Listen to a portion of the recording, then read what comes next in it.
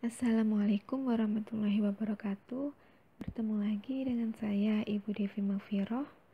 Baik, pertemuan kita hari ini masih melanjutkan materi kita yang sebelumnya tentang memahami dana kas kecil.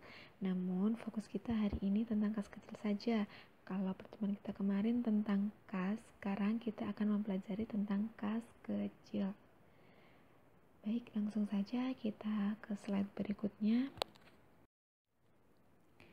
Jadi, pengertian kas kecil sendiri ada beberapa pendapat para ahli. Yang pertama, menurut Zaki Barituan, dana kas kecil adalah uang kas yang disediakan perusahaan untuk membayar pengeluaran yang jumlahnya relatif kecil dan tidak ekonomis apabila dibayar dengan cek. Kemudian menurut Johar Arifin, dana kas kecil adalah dana yang disisihkan oleh perusahaan untuk membiayai pengeluaran dengan jumlah yang relatif kecil. Nah, dapat kita simpulkan bahwa dana kas kecil sendiri adalah dana yang disediakan oleh perusahaan untuk membiayai pengeluaran yang relatif kecil yang tidak mungkin dibayarkan dengan menggunakan cek. Misalnya apa? Membayar listrik, kemudian membeli materai, membeli ATK. Pokoknya pengeluarannya ini lebih ke pengeluaran rutin yang sering dilakukan. Kemudian untuk karakteristik kas kecil sendiri ada 6.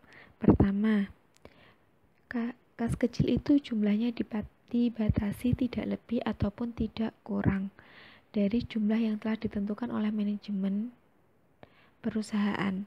Jadi, jumlah kas kecil ini tidak disediakannya itu tidak lebih ataupun tidak lebih atau tidak kurang. Nah, kemudian yang kedua dipergunakan untuk mendanai transaksi kas kecil yang sifatnya rutin setiap hari.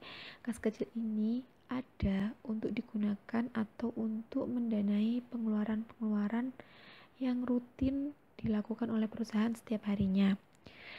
Misalnya seperti pembelian ATK, pembelian perangko, materai, kemudian pembelian konsumsi atau snack untuk rapat, untuk tamu, dan lain-lain.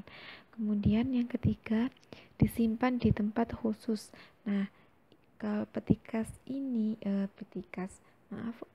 kecil ini disimpan dalam kotak khusus yang dinamakan peti cash box atau box kas kecil. Kemudian yang keempat, ditangani atau dipegang oleh petugas keuangan di tangan pemula yang dinamakan junior cashier. Kemudian yang kelima, setiap pengeluaran kas kecil harus disertai dengan bukti pengeluaran kas kecil yang telah disetujui oleh pihak yang berwenang. Nah, jadi setiap akan melakukan pengeluaran kas kecil, nah ini harus disertai dengan bukti-bukti pengeluaran kas kecil yang sudah ditandatangani oleh pihak yang berwenang. Siapa sih pihak yang berwenang? Jadi pihak yang berwenang ini adalah pimpinan perusahaan. Kemudian yang terakhir, pengisian kembali kas kecil dilakukan secara berkala dalam jumlah tertentu sesuai dengan SOP akuntansi keuangan perusahaan. Nah, tujuan dibentuknya dana kas kecil apa sih? Jadi, ada beberapa tujuan dibentuknya dana kas kecil. Pertama, untuk menangani masalah perlengkapan kantor yang dialami suatu bagian di kantor.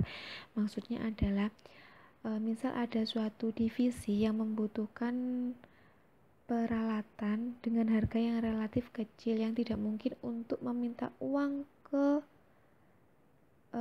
atasan atau ke pihak akuntansinya langsung, bendaharanya langsung, maka bisa divisi tadi bisa meminta uang ke junior cashier atau pemegang kas kecil.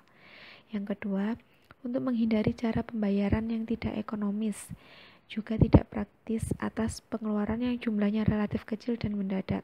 Jadi di sini pengeluaran yang jumlahnya relatif kecil ini tidak mungkin kita membayarnya dengan menggunakan cek kan. Nah, di sini pentingnya atau gunanya adanya kas kecil, ini bisa digunakan untuk membiayai pengeluaran yang relatif kecil.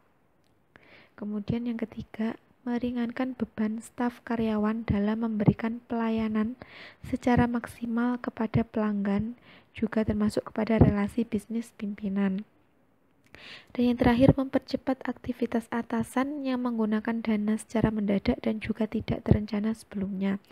Misalnya, jika atasan di sini tiba-tiba ada tamu mendadak dan dia tidak memiliki konsumsi, maka atasan bisa menggunakan atau meminta dana kas kecil ini kepada pemegang kas kecil.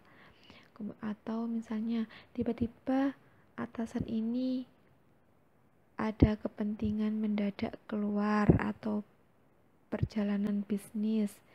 Nah, ini bisa meminta uang dinas atau perjalanan bisnis kepada pemegang dana kas kecil. Nah, selanjutnya fungsi dana kas kecil. Fungsi kas kecil apa sih? Jadi fungsi kas kecil itu yang pertama, untuk membayar pengeluaran perusahaan dengan nominal yang kecil. Untuk pembayaran pengeluaran perusahaan nominalnya yang besar, itu bisa menggunakan cek, tapi mintanya tidak pada pemegang kas kecil, mintanya langsung ke bendahara. Kemudian yang kedua, sebagai dana talangan untuk membayar pengeluaran yang bersifat mendadak. Misalnya tadi tiba-tiba diperintahkan atasan untuk melakukan perjalanan dinas. Nah, ini uangnya, ini bisa uang untuk perjalanan dinas ini bisa minta ke pemegang dana kas kecil atau bisa menggunakan dana kas kecil. Kemudian tiba-tiba ada tamu mendadak atau rapat mendadak dan membutuhkan konsumsi. Nah, ini bisa meminta ke megang dana kas kecil atau menggunakan dana kas kecil.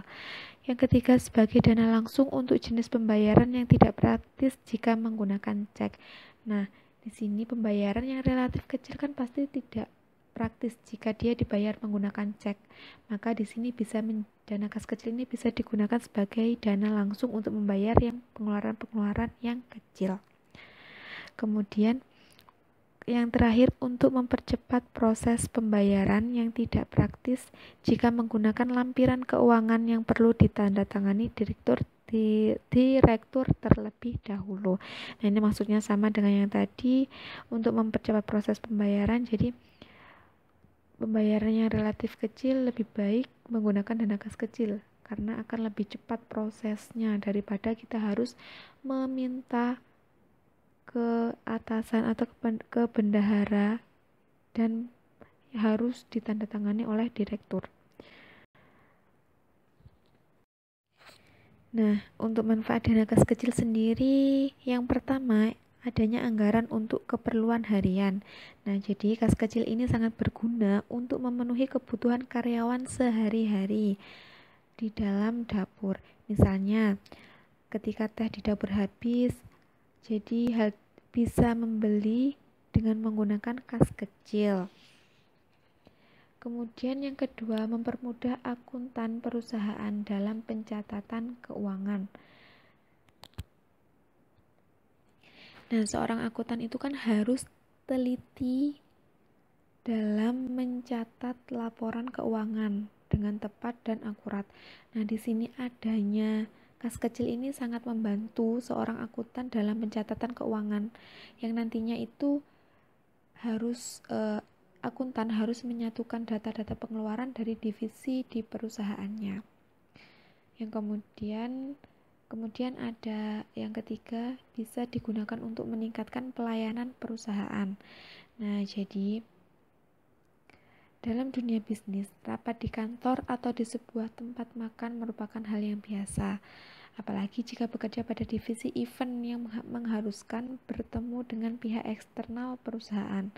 Tentu saja hal ini membutuhkan dana untuk menyediakan makanan yang layak.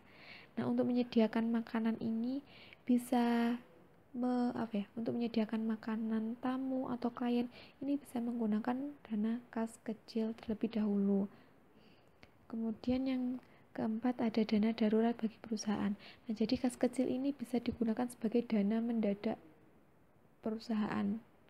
Ketika perusahaan ada acara dadakan atau membutuhkan uang dadakan yang tidak mungkin itu meminta ke bendahara, maka dia bisa menggunakan dana kas kecil ini terlebih dahulu. Kemudian yang kelima, ada pembayaran relatif praktis dalam sebuah transaksi. Nah, di sini kas kecil itu sangat praktis digunakan untuk melakukan pembayaran dalam nominal yang kecil. Hanya yang kecil ya.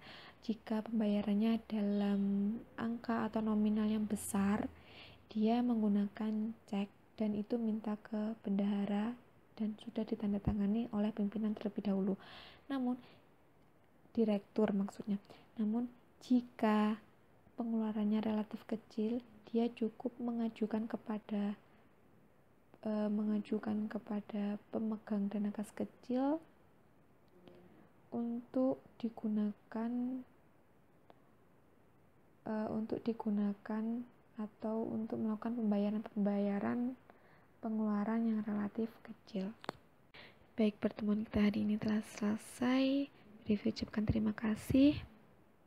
Semoga kalian paham dengan penjelasan Bu Devi. Jika ada yang ingin dipertanyakan, bisa japri Bu Devi. Jika tidak ada, semoga kalian paham. Sampai jumpa pada video atau materi selanjutnya. Wassalamualaikum warahmatullahi wabarakatuh.